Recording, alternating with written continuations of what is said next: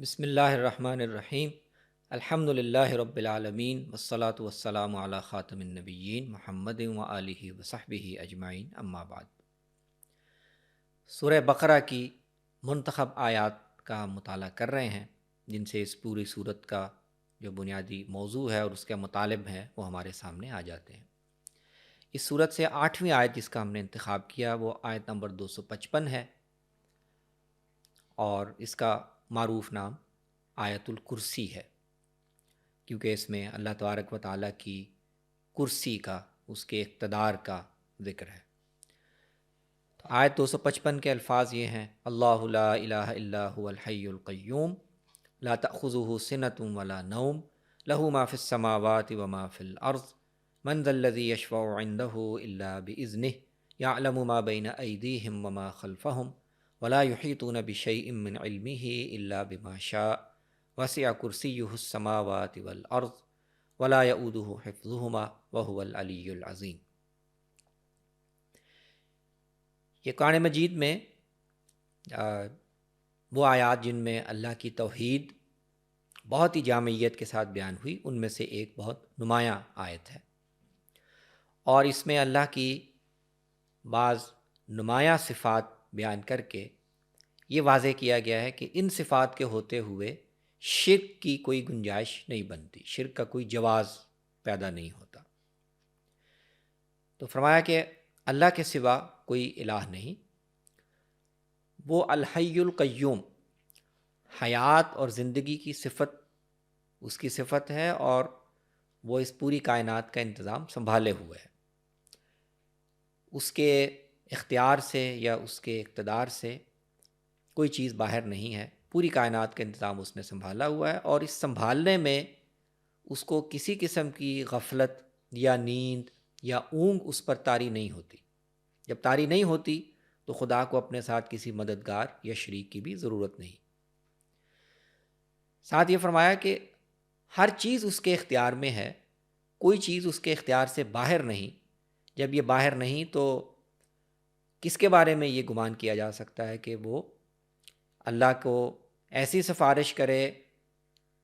جو خدا، جس کی اجازت خدا نے نہ دی ہو، یا خدا اس کی سفارش ماننے پر مجبور ہو۔ جب ہر چیز اس کی ہے، اس کے اختیار میں ہے، تو اس کے حضور میں سفارش کرنے کا اختیار بھی اگر کسی کو ملے گا تو خدا کی اجازت سے ہی ملے گا۔ تو اس سے مشرکین کا جو یہ تصور ہے کہ وہ جن شفعاء کو، اپنے جن سفارشیوں کو پوچھتے ہیں، خدا ان کی سفارش قبول کرنے پر مجبور ہے، اس کی کوئی بنیاد نہیں ہے۔ ساتھ یہ فرمایا کہ خدا کے علم سے بھی کوئی چیز باہر نہیں ہے۔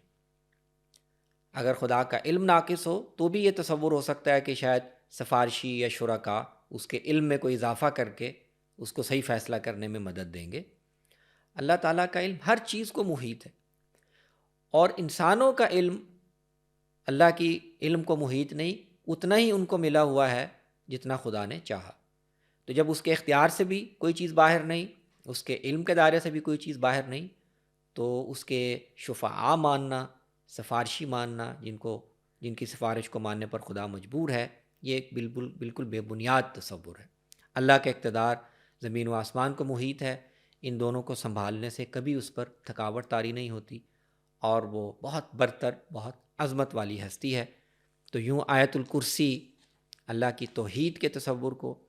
اور ان تمام گمراہیوں کو جو صفات الہی کا صحیح شعور نہ ہونے کی وجہ سے شرک کی صورت میں پیدا ہوتی ہیں، ان کی ایک طرح سے جڑ بالکل کاٹ دیتی ہے۔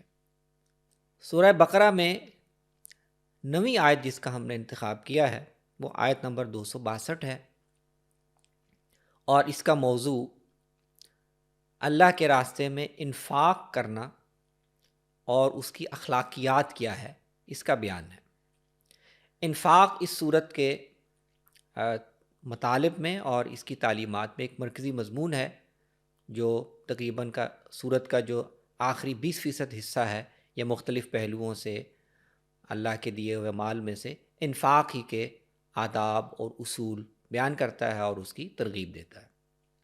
تو اس آیت میں بھی اور اس سے آگے جو سلسلہ کلام چل رہا ہے اس میں اللہ تبارک و تعالیٰ نے انفاق فی سبیل اللہ کے حوالے سے جو بنیادی باتیں بیان فرمائی ہیں وہ ہم دیکھنے کی کوشش کرتے ہیں۔ ارشاد باری تعالیٰ ہے الذین ينفقون اموالهم فی سبیل اللہ ثم لا یتبعون ما انفقوا منا ولا اذى لهم اجرهم عند ربهم ولا خوف علیہم ولا هم يحزنون۔ فرمایا کہ جو لوگ اللہ کے راستے میں اللہ کا دیا ہوا مال خرچ کریں اور اس کے بعد جن پر خرچ کیا نہ تو ان پر احسان جتلائیں اور نہ کسی اور طریقے سے ان کو اذیت پہنچائیں، تو یہ وہ لوگ ہیں جن کے لیے اللہ کے ہاں اجر کا وعدہ ہے۔ تو انفاق کے باب میں جو بنیادی اللہ کے ہاں اس کی قبولیت اور اللہ کے ہاں اس کا اجر، یہ مشروط ہے اس بات کے ساتھ کہ وہ خالصتاً لوجہ اللہ کیا گیا ہو، اس سے مقصود اللہ کی رضا حاصل کرنا ہو، اس سے مقصود کسی پر احسان جتانا یا دکھاوے کے لیے خرچ کرنا یا خرچ کرنے کے بعد کسی نہ کسی طریقے سے اس کو اذیت پہنچانا، جہاں بھی یہ پہلو شامل ہوں گے تو وہ انفاق اللہ کی نظر میں قابل قبول نہیں رہے گا۔ تو اس سے اگلی آیت میں اللہ تعالیٰ نے فرمایا کہ اگر کسی وقت گنجائش نہ ہو یا کسی وقت خرچ کرنے پر آمادگی نہ ہو تو بھلے طریقے سے معذرت کر لینا یہ بہتر ہے، لیکن مجبور ہو کر مجبوری کی کیفیت میں صدقہ دینا اور اس کے بعد کوئی الٹی سیدھی بات کہہ دینا، کوئی اذیت والی بات کہہ دینا، یہ بہتر نہیں ہے۔ اس سے بہتر ہے کہ آدمی معذرت کر لے۔ یہی جو انفاق کے آداب ہیں یہ باقی آیات میں بھی اللہ تعالیٰ نے ان کا ذکر کیا ہے۔ آگے آیت نمبر 267 میں اس کا ایک اور اصول یا ایک اور ادب یہ بیان کیا گیا ہے کہ انفاق ہمیشہ اللہ کے دیے ہوئے اس مال میں سے کیا جائے جو پاکیزہ مال ہو، اس کو جائز اور حلال طریقے سے کمایا گیا ہو، اور اس کا جو بہترین حصہ ہو اس میں سے خرچ کیا جائے۔ جو چیز خود پسند نہ ہو، جو انسان کی اپنی نظر میں کوئی وقت نہ رکھتی ہو، غیر پاکیزہ مال ہو، ناپسندیدہ مال ہو، اس کو اللہ کی راہ میں دے کر خلاصی حاصل کرنا یا اس سے اجر کی توقع رکھنا یہ درست رویہ نہیں ہے۔ اللہ کے راستے میں مال پاکیزہ خرچ کرنا چاہیے، جو پسندیدہ مال ہو اس کو خرچ کرنا چاہیے، اور گھٹیا چیز دینے کے بجائے اعلیٰ اور بہتر چیز اللہ کے راستے میں خرچ کرنی چاہیے۔ اور اسی سلسلے میں کو آگے چل کر اللہ تعالیٰ نے اس سے جوڑ دیا ہے کہ انفاق کرنا یہ انسان کا ایک اور وصف ہے، اور اس کے مقابلے میں قرض دے کر مجبوروں اور ضرورت مندوں سے اس پر سود وصول کرنا یہ ایک بالکل اس کے الٹ رویہ ہے، یہ اس کے بالکل متضاد رویہ ہے۔ تو اللہ تعالیٰ کو اپنے بندوں میں انفاق کی صفت پسند ہے، جس میں لوگوں کے ساتھ ہمدردی اور بھلائی کا پہلو ہو، ان پر احسان نہ جتایا جائے، اذیت نہ پہنچائی جائے، صرف اللہ کی رضا کے لیے ان پر خرچ کیا جائے۔ لیکن یہ اللہ تعالیٰ کو پسند نہیں ہے کہ کسی ضرورت مند کو قرض دیا جائے اور قرض دے کر اس سے اس کے بدلے میں زائد رقم وصول کی جائے۔ تو اس کی مثال اللہ نے بیان فرمائی کہ جو لوگ سود کھاتے ہیں، مجبور اور ضرورت مندوں کو پیسے دے کر اس پر زائد رقم لیتے ہیں، ان کی کیفیت حرص میں، مال کی لالچ میں ایسی ہے جیسے کسی آدمی کو شیطان چمٹ گیا ہو، جیسے کسی آدمی کو جن چمٹ گیا ہو، وہ حواس باختہ ہو گیا ہو اور اس کے فیصلے اس کے اپنے اختیار میں نہ ہوں۔ تو ایسے ہی سود کھانے والوں کی، سود لینے والوں کی جو دل کی کیفیت ہے یا ان کی جو نفسانی کیفیت ہے وہ اسی طرح کی ہے۔ تو یہیں پہ اللہ تعالیٰ نے سود کے معاملے میں اپنا حتمی حکم بھی بیان فرما دیا کہ اللہ تعالیٰ نے سود کو حرام قرار دیا ہے، اور اس کے بعد بھی جو شخص سود لینے سے باز نہیں آئے گا تو وہ ایک طرح سے اللہ کے ساتھ برسر جنگ ہے۔ اللہ تبارک و تعالیٰ نے اہل ایمان کو یہی حکم دیا ہے کہ جو بھی سود تمہارا بھی کسی کے ذمے ہے وہ چھوڑ دو، صرف اپنے اصل مال واپس لے لو، اور اصل مال واپس دینے میں بھی اگر کوئی تنگ دست ہے، ابھی فوری طور پر نہیں دے سکتا، تو اس کو بھی مہلت دو،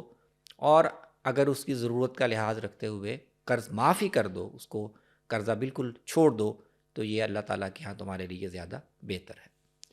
تو انفاق کی تعلیم، ہمدردی کے ساتھ ضرورت مندوں کی ضرورتوں کو پورا کرنا اور ان کی مجبوری سے فائدہ نہ اٹھانا، جس کی سب سے سنگین شکل سود لینا ہے، یہ اللہ تبارک و تعالیٰ نے اس امت کو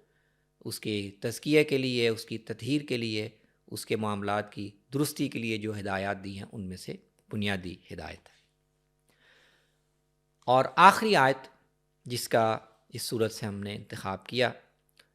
اس کا تعلق بھی انسانوں کے، مسلمانوں کے باہمی لین دین کے معاملات سے ہے۔ وہ اس صورت کی آیت نمبر 282 ہے، اور جو اس سورہ کی بھی اور قرآن مجید کی بھی سب سے لمبی آیت ہے، جس کو آیت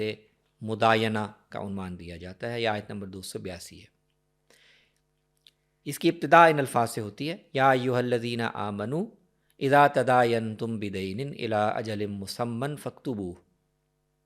ولیکتب بینکم کاتب بالعدل۔ تو آیت کا بنیادی موضوع یہ ہے کہ مسلمانوں کو اپنے روزمرہ معاملات میں ادھار کا معاملہ کہیں کرنا پڑے، ایسا لین دین کرنا پڑے جس میں ادھار شامل ہے، جس میں فوری ادائیگی نہیں کی گئی، یا مثال کے طور پر قرض لیا گیا ہے اور اس کی بعد میں ادائیگی کرنی ہے۔ تو اس سلسلے میں متعدد ہدایات اللہ تعالیٰ نے دی ہیں، اور ان کے پیچھے بنیادی مقصد اور ان کی بنیادی روح یہی ہے کہ ایسے معاملات میں اس کا اہتمام کیا جائے کہ چونکہ ادھار کا معاملہ ہے، کل کو بھول چوک بھی ہو سکتی ہے، کل کو زندگی موت کا معاملہ بھی پیش آ سکتا ہے، کل کو کسی کی نیت خراب بھی ہو سکتی ہے۔ تو ادھار کے معاملات میں اس کا پورا اہتمام کیا جائے کہ کل کو کسی کی حق تلفی کا یا جھگڑے کا موقع باقی نہ رہے۔ تو فرمایا کہ ایک اہتمام تو یہ کرو کہ ادھار کے معاملے کو لکھ لیا کرو، اس کو باقاعدہ ایک دستاویزی صورت میں لکھ لیا کرو کہ کس نے کس کی کتنی رقم دینی ہے اور کتنی مدت میں دینی ہے۔ اور اس سلسلے میں چونکہ جس وقت قرآن نازل ہوا تو عرب میں یہ لکھنے پڑھنے کا اتنا رواج نہیں تھا، لکھنے کے ماہر کم تھے، تو اس حوالے سے اللہ تعالیٰ نے خاص طور پر ذمہ داری کا احساس دلایا کہ جن لوگوں کو لکھنا آتا ہے وہ اس کو بوجھ سمجھ کر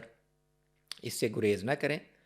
کوئی لکھنے والا اگر وہاں پر موجود ہو تو وہ انصاف کے ساتھ اس معاملے کو لکھ دے اور انکار نہ کرے، اس میں ناز نخرہ نہ دکھائے۔ اور لکھوانے کے لیے وہ آدمی جس کے ذمے ادائیگی ہے وہ خود لکھوائے، اور جو پورا حق اس کے ذمے بنتا ہے وہ پورا لکھوائے، اس میں کوئی کمی نہ کرے۔ اور اگر وہ شخص خود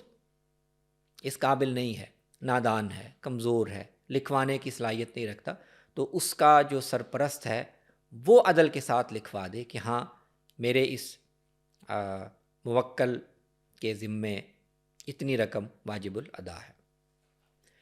فرمایا دوسرا اہتمام یہ کرو کہ اس پر گواہ بھی مقرر کر لو، لکھوانے کا بھی اہتمام کر لو اور 2 مرد گواہ بھی مقرر کر لو جو آسانی کے ساتھ ضرورت پڑنے پر گواہی دے سکیں۔ اگر 2 مرد جو گواہ بن سکتے ہیں وہ موجود نہ ہوں یا وہ دستیاب نہ ہوں تو پھر ایک مرد کے ساتھ 2 عورتیں بھی گواہ مقرر کر لی جائے، تاکہ، اور ساتھ اس کی وجہ بیان فرمائی کہ خواتین چونکہ عام طور پر اس معاملات میں شریک نہیں ہوتی تو ان کی سہولت کے لیے 2 خواتین کو گواہ بنا لیا جائے، تاکہ اگر ان میں سے ایک بھول جائے یا ایک اس بات کو بیان کرنے میں جھجک یا ہچکچاہٹ کا شکار ہو تو دوسری اس کو یاد دلا دے۔ پھر یہ بھی فرمایا کہ موقع پڑنے پر جب گواہوں کو بلایا جائے تو وہ بھی اس کو بوجھ نہ سمجھے، بلکہ دوسروں کی حق کی حفاظت کے لیے ذمہ داری کے ساتھ گواہی دینے کے لیے آ جائیں۔ پھر یہ بھی فرمایا کہ معاملہ ادھار کا چھوٹا ہو یا بڑا ہو، اس کو لکھنے میں سستی سے کام نہ لو، بلکہ اس کو لکھنے کا اہتمام کرو۔ اللہ تبارک و تعالیٰ کو یہ پسند ہے کہ مسلمانوں کے باہمی معاملات انصاف پر قائم رہیں، کسی کی حق تلفی نہ ہو۔ اس کے لیے اگر تھوڑا تردد اور اہتمام کرنا پڑے لکھوانے کی صورت میں، گواہی کی صورت میں، تو یہ کر لیا جائے، لیکن جھگڑے اور حق تلفی سے بچا جائے۔ اور آخر میں پھر ہدایت فرمائی کہ اس معاملے میں لکھنے والے کو اور گواہ کو بھی تنگی یا مشکل میں نہ ڈالا جائے، تو سارے فریق اپنی ذمہ داری کا احساس کریں۔ جن کو گواہ بننا ہے وہ گواہ بنیں، وقت پر گواہی دیں، جن کو لکھنا آتا ہے وہ لکھیں، لکھنے سے اجتناب نہ کریں۔ لیکن جو معاملے کے دوسرے فریق ہیں وہ ایسا رویہ اختیار نہ کریں کہ لکھنے والوں کے لیے یا گواہ بننے والوں کے لیے کوئی دقت یا کوئی زحمت پیدا ہو۔ تو ان سب چیزوں کا اہتمام کرو۔ اللہ تبارک و تعالیٰ یہ چاہتا ہے کہ مسلمانوں کے آپس کے لین دین کے معاملات حق تلفی اور زیادتی اور ظلم اور ناانصافی سے محفوظ رہیں۔ تو یہ اس صورت کی 10ویں آیت تھی جس کا ہم نے انتخاب کیا، اور یہاں پر سورۃ البقرہ کی آیات سے ہمارا انتخاب مکمل ہو جاتا ہے۔ اقول قولی ھذا واستغفر اللہ لی ولکم ولسائر المسلمین۔